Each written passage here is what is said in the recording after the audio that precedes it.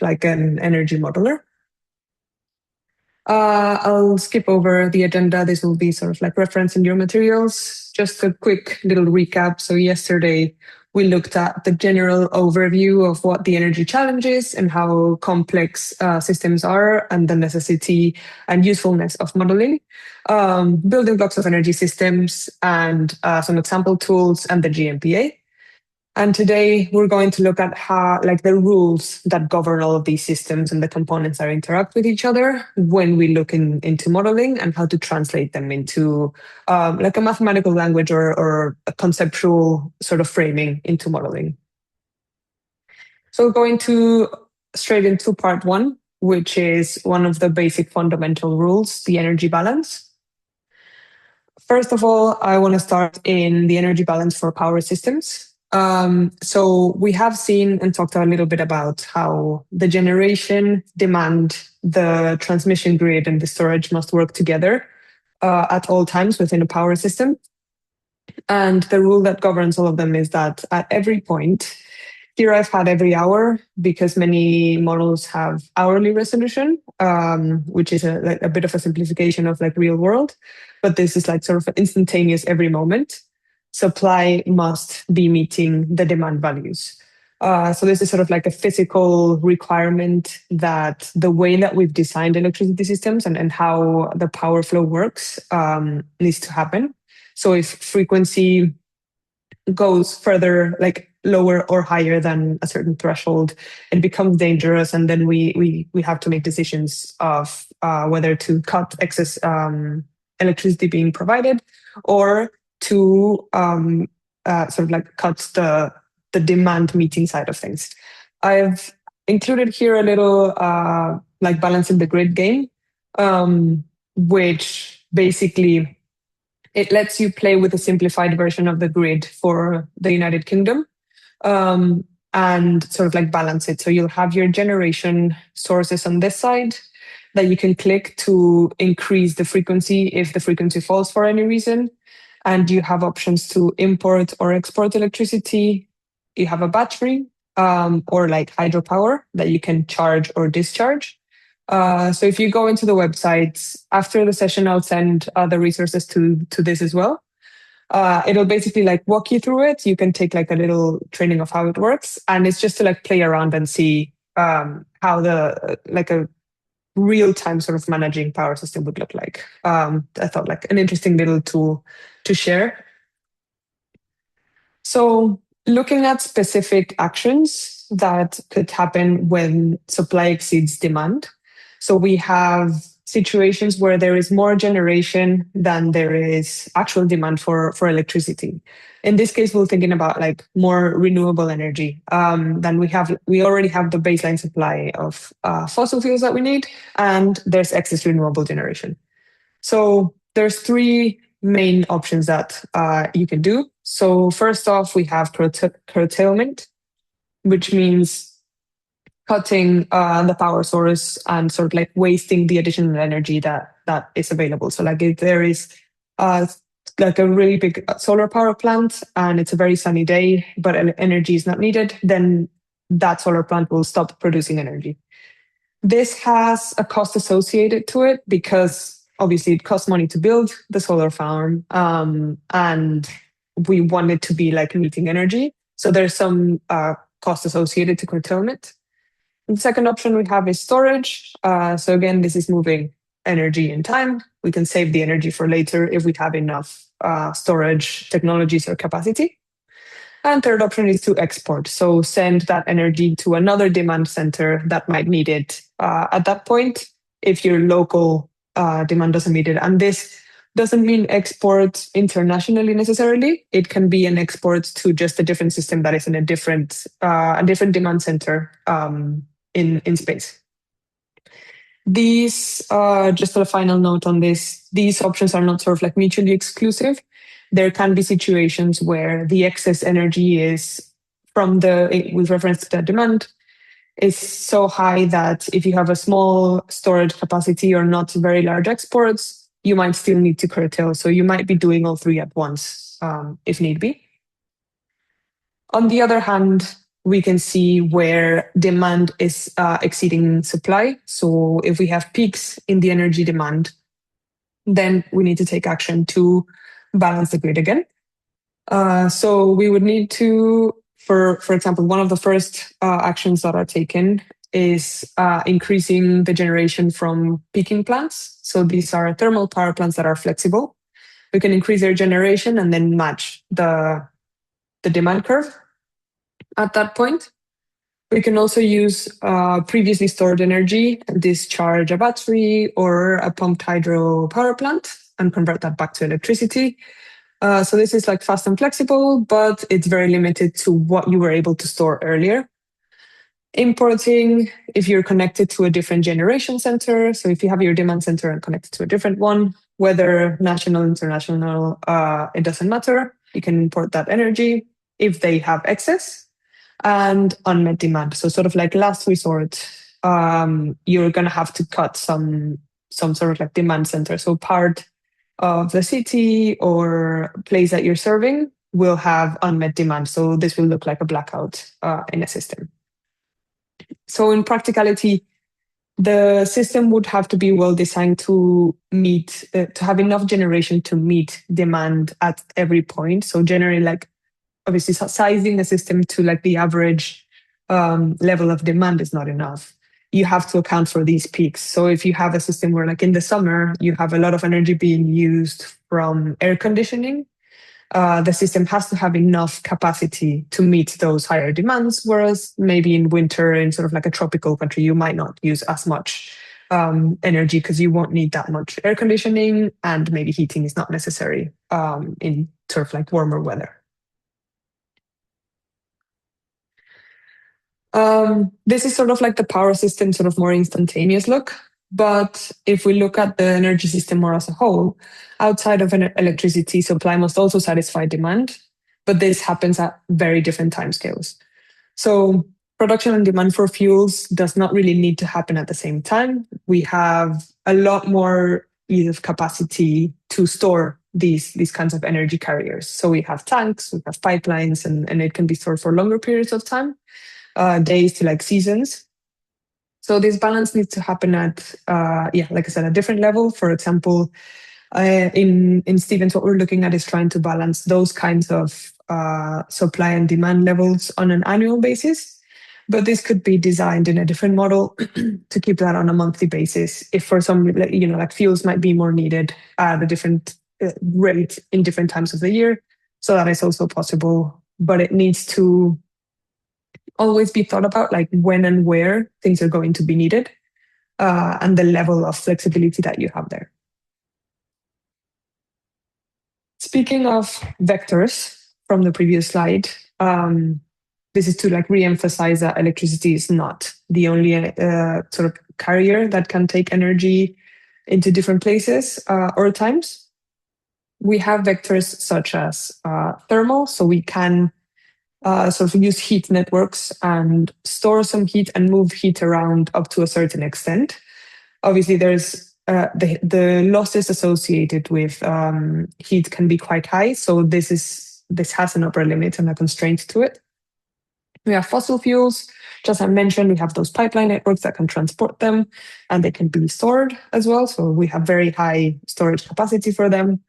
And I've included hydrogen and ammonia as these like up and coming sort of carriers that we're looking towards as we look to decarbonize. So this would need some like specialized pipelines or tanks to be able to hold these fuels. And these would be better used in like heavy industry or seasonal storage levels with high density of the vectors. Different vectors are important because of the different capabilities that each one may have. So for example, the lack of ease of storage of electricity or high cost of it might be counterbalanced by better ease to store certain fuels. So we don't run a whole system on electricity alone, as much as we want to electrify for higher decarbonization capacity. We still will need a combination of vectors. Each of them will have a different role and benefits to different applications. When certain things are not practical, converting energy to different forms might be the better, either cost optimal or to reduce more emissions, a better option to transport, store, and use energy. So we've seen all of the side of like why time matters in terms of meeting supply and demand, but we haven't fully looked at what space relates to it. So there's a distributional difference of where resources are located and where demand is. So that's where the transport of energy, whether it's between through electricity cable, for example, or if we're shipping fuels from one source to another, it matters because we have different resources in different places. For example, here in the figure, you'll see the resources from solar potentials at the top or wind potentials at the bottom. Red is the highest. So if you have very high demand, for example, in Europe, where there is less sun, there is a lot better resource in the north of Africa. So this is where these mismatches between resource availability in the spatial element start mattering. Even if we have within a country abundant resources, for example, like looking at China here, has abundant solar in this region. However, there's not as much here, but they might have like very high demand centers. So even within countries, it is very important to get these transmission and distribution networks with that can match these demand centers with the generation resources. Across countries, there's been an increase in looking at how we can interconnect more and more the power system and looking into like the largest extreme, like looking at a theoretical sort of like global power system, right? Because that would take us not only sort of like that distribution of resources, but if we think about the solar resources in the daily patterns, for example, like sun will be shining in one part of the world when it's nighttime in the other. So if we had this ideally interconnected system, we could sort of harness those resources at all times. This shows the example of one of the projects that's being sort of like financed, and having a look at this subsea cable between Australia and ASEAN member states to link Singapore is one of the upcoming projects that has taken shape in recent years to achieve this level of collaboration and interconnection. Okay, moving on into flows and constraints. Let me just take a quick pause to see if there are questions.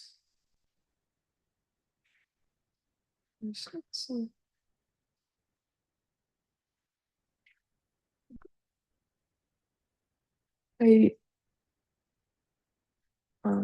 don't see questions. Great. So, part 2, flows and constraints.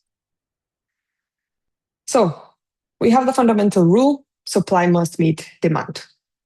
That needs 2 things that we can do within the model. So one way is a way to measure what energy is doing at any time, and this is what we are going to call a flow, and a way to limit what the capacity is, so what this energy can do. And these are the constraints. So that's at a very like minimal level of how to start thinking about this. And these together will let us define how to turn like this real energy system into something that we can mathematically see and solve in a way. So first off, what is a flow? This is the rate at which energy is moving through a component at a given point. So for electricity, this will be measured in gigawatts, as it said here. And if we want to link different sectors, we might want to standardize as well. So we can use everything in gigawatts if we're talking about energy. If fuels come, for example, in a different unit, we're going to convert to that. And it's like, this is, it's sort of like a suggestion. Think of it like water through a pipe. So what is moving through at which rate? A solar farm will have a flow of electricity out. So it will be generating or not generating at all points. So if it's in the evening, in the nighttime, the flow is going to be 0, but during the day, that's going to change.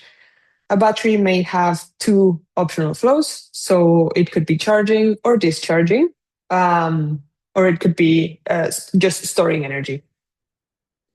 A transmission line could have a flow. If it's a bidirectional one, it would have one coming from and outside of a power plant or demand center. And a demand node, for example, will have a flow that's coming in. So like generation is going to be feeding into the demand. And this is how things start to be interconnecting with each other. So for example, the solar farm flow out will be feeding into the demand or can be feeding into the charging of the battery. And the battery discharge can be feeding into the demand and so on. Why do these matter? It's a little bit straightforward, but they tell the model how to operate and how things are interconnected.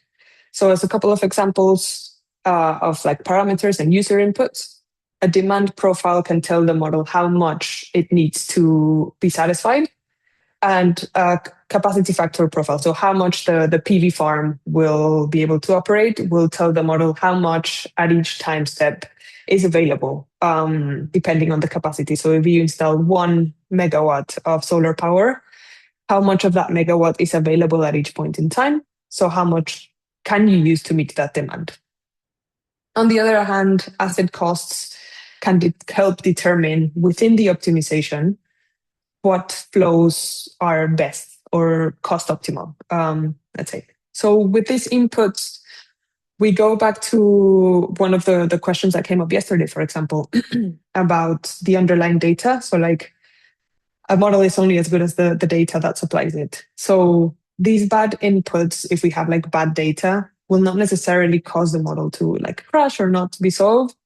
It will just maybe answer different questions, or we will have a not very well defined problem that represents our model if we have the wrong data. So it's important to have the right or the most the data that most approaches the reality that we want to approximate. On the other hand, we're going to have model constraints. So these are the limits, whether they be like physical limits or other limits that we want to set, that the model is not allowed to violate at any time. These can be set in different ways. So for example, and the most sort of like obvious and direct will be explicit model constraints. And these are like things that you build within the optimization problem. So that's what you want the model to never violate. For example, the fundamental rule, supply must always equal demand. The storage, for example, cannot discharge more than it has been stored, or the transmission flows cannot exceed the cable capacity. Constraints can also be sort of defined by how we define the variables. So how the system is represented. They're not explicit constraints as like telling the model this is a constraint that you need to adhere by, but they do limit the behavior at up to a certain extent. So we define the variable, for example, to be the capacity of renewables installed. And the output that we have of a total is that multiplied by the capacity factor. In this way, we kind of limit what the model can do, which leads to the parameter limit. So in this expression, for example, if we want the model to optimize the capacity, that will be the variable, and we have the capacity factor. So that would set a limit onto how much you can produce, depending on how much you install. This, with the costs, creates some level of just limiting the model in a way. But the most important things to think about are sort of like the explicit constraints, like what are we manually going to be defining as this is your upper limit. For example, the explicit constraints, like I said, they must always be satisfied. Examples of these are the technical capacity of solar power. In a country, you have a given amount of space where you can put solar panels. So that will like just physically limit how much solar you can install. If these cannot be satisfied, then the problem will not be able to be solved. It will try to solve it, but it will not find a feasible solution if you only have a model that has a power plant, a solar farm and a demand, and there's not enough space in the country to meet that demand. So you're going to need other technologies. The variable definitions that define how the system behave, not direct constraints, but they shape what the model can do and what they can play with. And the parameters determine what it is allowed to build, but also what the costs are. So if we're going to do a least cost optimization and something is very expensive, that's going to indirectly start limiting that solution or throw solutions that are very high cost. And that will not be feasible in real life. So these are the three main aspects to defining the problem. So having seen these, we're going to go into what is an optimization problem.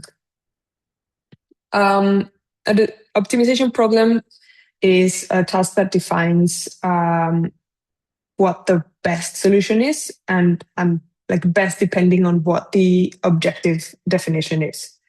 So it chooses decision variables, or we choose decision variables, so what we want to be changing in the model, subject to the problem constraints that we've spoken about, and we can minimize or maximize a certain objective.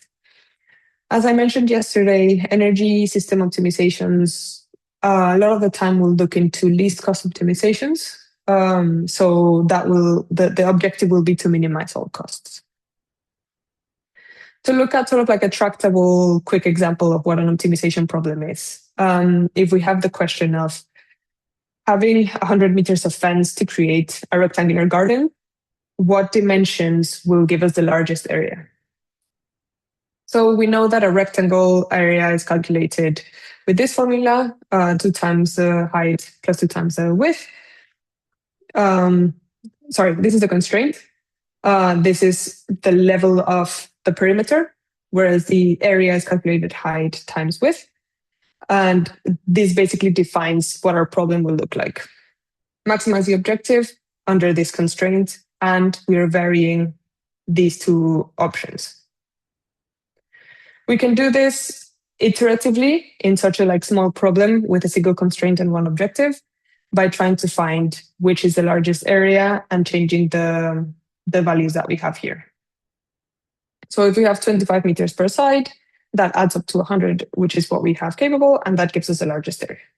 But as the problem grows, naturally, this becomes very complex to solve with iterative manual solutions or simple arithmetic.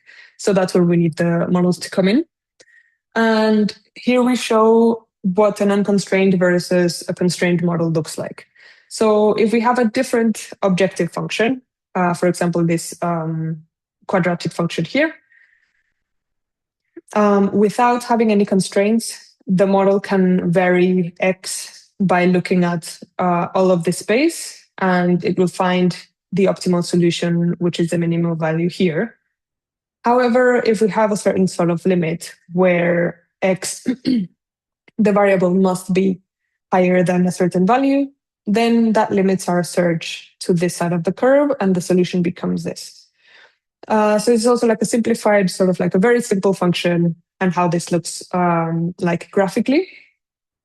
So going into the whole least cost optimization of energy models, we have a very large number of variables, a very large number of different parameters, and we want to find this bottom place. And that function will end up looking a lot more complex than this simple drawing. So we need to put this into a system that can optimize this for us. Going from limits to choices. So as we saw in the code, many different configurations may satisfy the constraints within the optimization. For example, if we want to meet demand, we can use more solar and more storage, and it will meet the demand, which is the constraint. Or we can have less installed solar, but more imports. If the total overall energy that is supplied to the demand center still meets it, then that's fine. Or using fossil power plants and nuclear alone, again, they can generate the demand. So we have a range of possible, like feasible solutions to the model. But trying to find what is best, that least cost optimization, or if we want to minimize emissions, it depends on the question that we're asking. Stevens, like other optimization models that we have seen, do a least cost optimization. And it allows us to solve things that we cannot really solve by hand. Okay, going into trade-offs. We have established the rules and how we can formulate, think about the problem and formulate what things to come up with. But we have to sort of like go into how we choose what we are modeling. So we have competing options. Like I said before, like either are we storing excess renewable or are we going to curtail it, how that works, and what is better to do. Each option will have a cost associated to it. So if we want to look at strictly cost optimal systems, if we want to explore the trade-offs between the examples, for example, storing excess energy or curtailing it, both of these options must have a cost associated to it so that in the least cost solution, we can have the answer of what is best. So in this part, we're going to explore some of what these trade-offs mean. So in the energy system, we have, for example, a capital cost versus operational flexibility. So if we install more solar panels, which are cheap and are becoming cheaper and cheaper per unit of energy, but this creates a lot of excess energy during the middle of the day, for example, on average. That causes a lot of like us curtailing that energy. But less solar installed means that there's less excess, but you potentially have higher costs from getting backup generation. So that problem would be about like finding that balance. What level of installed solar capacity is enough and needs like the least curtailment or the least backup with a storage that is not too expensive for the system. So it starts becoming like, as you add things like more and more complex. Similarly, with local generation versus transport, if we have like that local generation capacity, it avoids building a very large HVDC line or importing fuels, but you might get like better resources in a different location. So is it better to try and like share with that location? Where are those costs? Starting to answer like these questions of how to design the problem so that it answers what is best. Should we generate it locally or should we try and get some importing? Similar storage versus curtailment, similar question. So we can store the surplus energy, but that is going to cost us a lot of money. Curtailment might be cheaper up to a certain extent. Where is that balance? Where do we find that middle ground? Same, short duration versus long duration storage. This is a question of what the purpose is more. So like batteries will work well with shorter timescales, whereas if we have long duration storage, we can have more seasonal balance. How much does a country or a city need of that balancing on like hour-to-hour basis or more real time? Then how much do they need it seasonally? How much do you install of each one? This leads us to us being able to ask these like what if questions. And in the model, because of all of the uncertainty that we were talking about yesterday and the difficulty of getting these complex interactions sort of like in one rounded place, we can explore these trade-offs by designing scenarios. So each scenario would be like to try and answer a what if question. This starts sort of like to build intuition about how systems work. So if you try and ask certain questions and model these and see the results, then you can sort of expect a certain result and then run the model, see if it was as expected or not, and that sort of thing. So for example, what if solar costs halve by X year?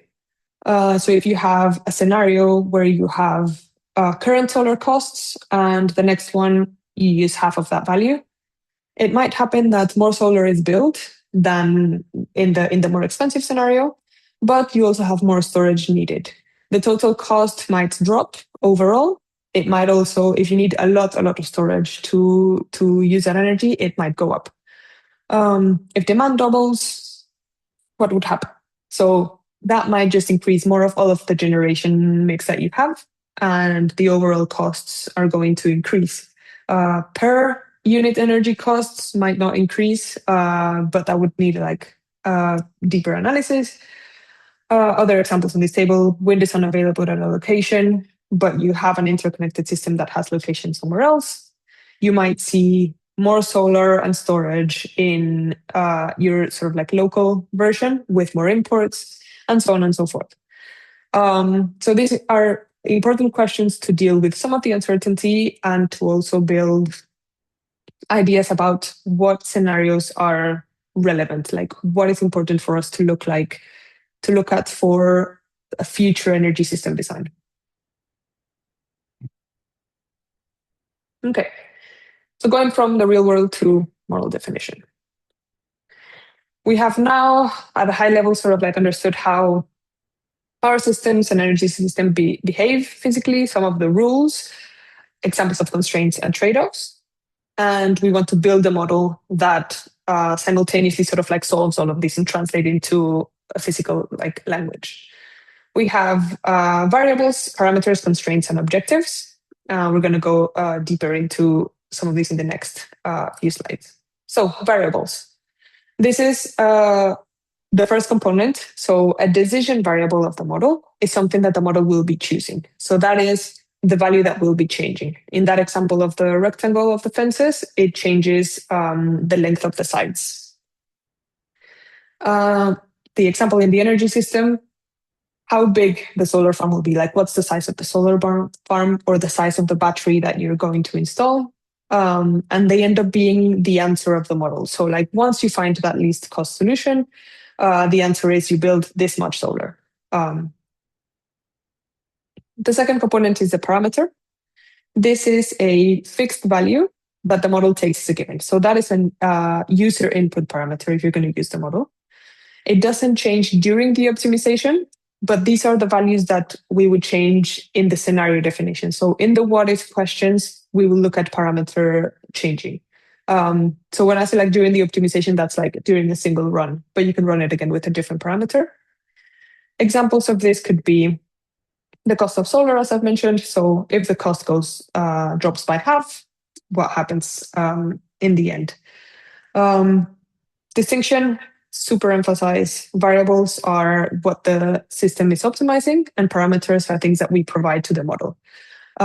Depending on what types of questions we're asking, we might choose different variables to optimize and what parameters are relevant to those.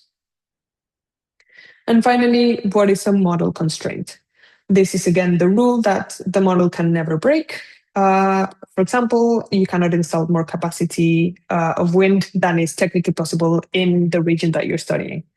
So these are the things that will encode what the real world is capable of doing and the engineering limits. And finally, the objective, it's that function that we want to get optimized, like maximize or minimize. We're going to be looking at minimizing total system cost in this context, but there are different options that you can choose for example, minimizing total emissions of a system, if that is the type of question that you want to ask.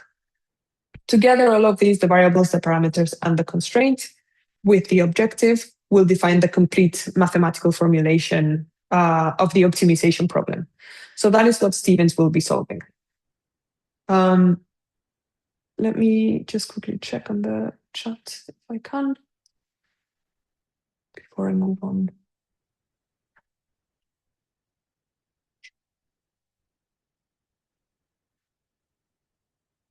Oh, okay, nothing there. Great. So, lastly, for going, just like this is an example of sort of like a resource slide from real world to model inputs. For a solar farm, this example, the model will decide how many gigawatts of solar to build. Well, we're providing the cost per gigawatt and the hourly capacity profile and how it connects to the network. Electricity demand, the model does not really decide this. We can provide it. If you are using a forecasting model for demand in the future, that's a separate thing, but then you use that as an input. So like, okay, this is what the demand is going to be, and this is the shape that it's going to take. Transmission link, the model will decide how much capacity to build while you provide the costs, the losses of the cable, and if there is any time delay. All of these things are what you're going to start to find. So with this information and sort of like overall framework, today we have the first assignment of the course. So I want to just like walk through this with you, but you will receive the next few slides so that you can like go through it on your own. So the idea is to like start thinking like energy models. Feel free to like add slides or table rows or whatever you need to answer the questions. It's 10 questions. So you're first going to choose a real world system. You can like think of a small system, sort of like a simple version, or if you think of a large system, if you're going to sort of like look at a country, try and think of it in a simple way. So try to like simplify as much as you can to make the exercise a little bit easier, and describe it. So what are the major energy sources and the major energy demands that system requires? Where will that be like produced and consumed? Other details that you can think of that system. What are the resource availability in terms of like renewable sources, that sort of thing. So like start thinking about how your system looks like, depending on what you chose. You're going to then identify the building blocks and specific examples in your system. So thinking about what we were talking yesterday of like the demand, generation, transmission, everything, and list the specific examples in your system from the description that you've got in the previous two questions. And then you're going to translate that into possible variables, parameters, and constraints that your system will have. So, for example, if your system will have a solar farm, a demand center, and a battery, each of these will be in one row. So I've put in a table here for you to put like the system component. Each of them will have a variable, and they can have one or more parameters that we can input as model users. And what is the constraint? What are the limits around this? You can list as many as you can think of, or you can list like 1 to 3, depending on what your system is. You're gonna like just start thinking about like what defines it. The next question is to define the optimization model objective. So we are focusing on optimization. So think about like maximizing or minimizing something. You feel free to use least cost because it's very common. You can use least amounts of emissions. Think about what type of question you want to answer. Or maximize like renewable energy output to maximize a renewable installation. Whatever you want. Then from the components that you identified, 5 of the parameters that could be used to test different scenarios. So if you chose a cost parameter, or if you chose a parameter for like maximum capacity, like how much can you do that, and build scenarios from the baseline. So you don't have to think of specific numbers per se here. It's more about what the concept would be. So if you think about like having a cost parameter of what the cost is today, then the description of the change of it would be like it would have, or it would double by this time. Or the text description could be like, there are policy incentives to subsidize this, or the cost overall will be declining in the next like 10 years, that sort of thing. It can be sort of described in text, not necessarily just numbers and your baseline. And then the last 3 questions. So first of all, you imagine that you've run it and you run into an infeasible solution. And this is a little bit of like troubleshooting and analysis, thinking without getting into a model very detailed. So you've run it and the result is it's infeasible. So you, from what you've defined before, identify one, two, three potential reasons that this could have happened with the model definition. And for each reason that you find, whether this is one or three, suggest sort of like alternative definitions that could help the model reach a feasible solution. So for example, if you want to model a very small country or a very small like resource that doesn't have a lot of resources, and you have one of the parameters be the maximum possible like solar or wind that you can install in that region, the model definition might need a little bit more flexibility or like more power plants that you hadn't put in the initial version, that sort of thing. So just suggest a few solutions and things to like help redefine the model if it is infeasible, and what you can do with it. So these are going to be in a set of slides that I'm going to send you after the session. And you can like include your answers and everything in the slides themselves, or in a separate document, whatever is easiest for you. And you can send it back to me. There's no like hard limit on when you send it back. But the idea of the assignments for today, tomorrow, and the Thursday version are sort of like going to be building up on each other. So at least it will be helpful for you to like start thinking about it. By the end of the week, sort of like Sunday, it would be best to like have all of everyone's assignments. But yeah, just to like have you thinking about it. Okay, I think on my end, that's the end of this lecture. Let me see if there are any questions in the chat.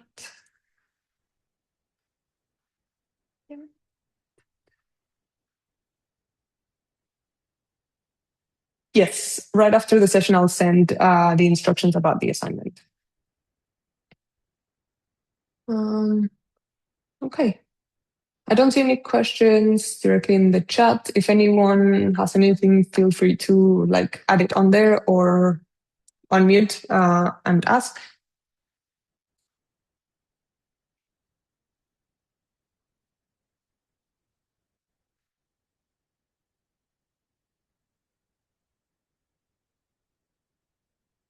Okay. Cool. Seems like everything is good.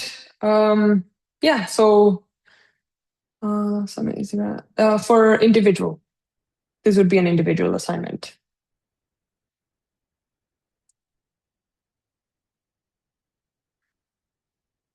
Cool. No worries. Perfect. Always, if there are additional questions afterwards, like feel free to email me as well. I'll do my best to reply before the next session. But yeah, okay. It sounds good. Yeah. Perfect. Great. If Indira or Anik, if no one has anything to add after this, I'm happy to close the session for today.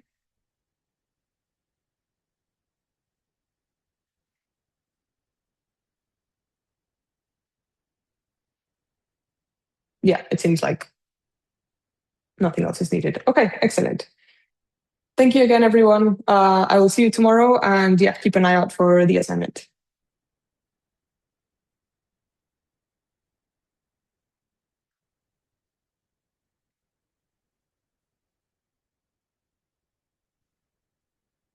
Of course. Thank you. Thank you.